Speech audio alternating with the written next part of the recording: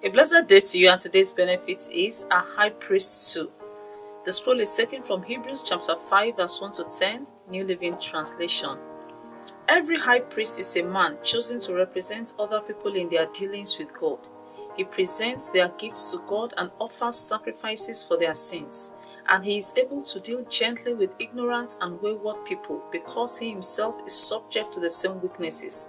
That is why he must offer sacrifices for his own sins as well as theirs. And no one can become a high priest simply because he wants such an honor. He must be called by God for this work, just as Aaron was. That is why Christ did not honor himself by assuming he could become high priest. No, he was chosen by God, who said to him, "You are my son. Today I have become your father." And in another passage, God said to him, "You are a priest forever in the order of Melchizedek." While Jesus was here on earth, he offered prayers and pleadings with a loud cry and tears to the one who could rescue him from death. And God heard his prayers because of his deep reverence for God. Even though Jesus was God's son, he learned obedience from the things he suffered. In this way, God qualified him as a perfect high priest, and he became the source of eternal salvation for all those who obey him, and God designated him to be a high priest in the order of Melchizedek.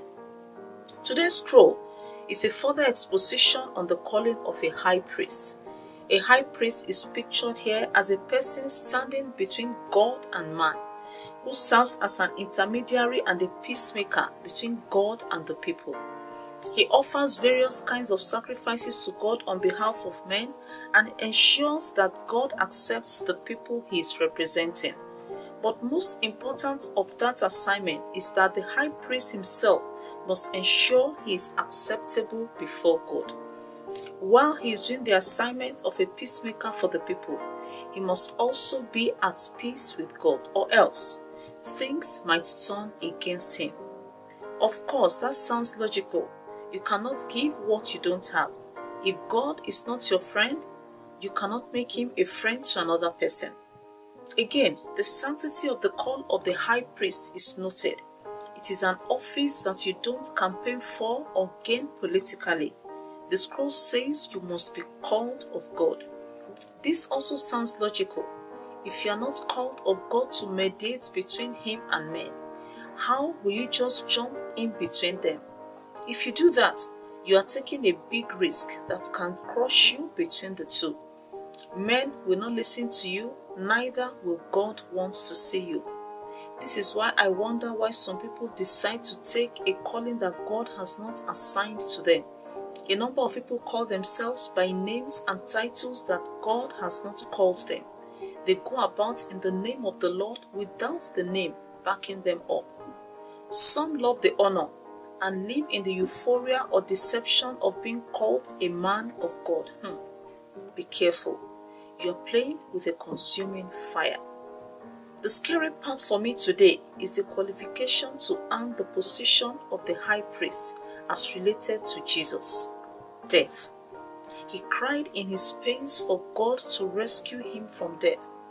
God had him, but still took him through the process of death that he might become the author of eternal salvation for us. Suffering was part of his academic course as he learnt obedience to God.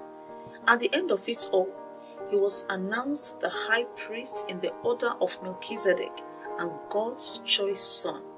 I perceive God is communicating a lot in different perspectives to you as you listen. Let your obedience be complete, and you can be sure that our high priest has got your back. And so, Lord Almighty, I want to thank you for the calling to eternal salvation through our high priest, Jesus Christ. Amen.